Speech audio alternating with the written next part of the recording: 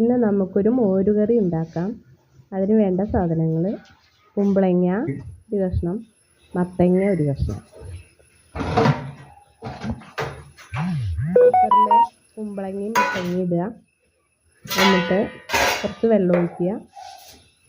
മുളക് പൊടി, മഞ്ഞൾപ്പൊടി അര ടീസ്പൂൺ,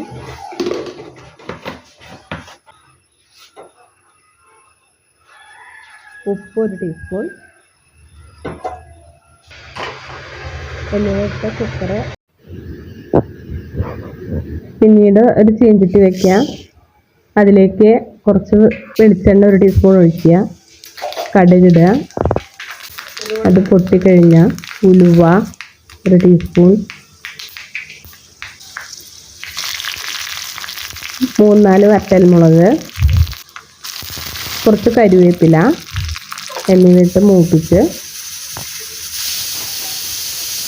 3 വിസിൽ വരുമ്പോൾ കറി ഓഫ് ചെയ്യുക. തേങ്ങ ഒഴിക്കുക. തേങ്ങ അതിൽ ജീരകം, കുരുമുളക് എന്നിവയിട്ട് തേങ്ങ അരച്ചിട്ട് അത് ഒഴിക്കുക.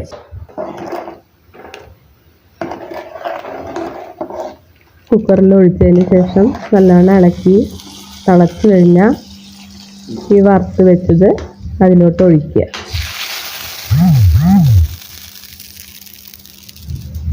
നമ്മുടെ കറി റെഡിയായി. നമ്മുടെ ഈ ചാനൽ എല്ലാവരും സബ്സ്ക്രൈബ് ചെയ്യണം, ലൈക്ക് അടിക്കണം, ഷെയർ ചെയ്യണം.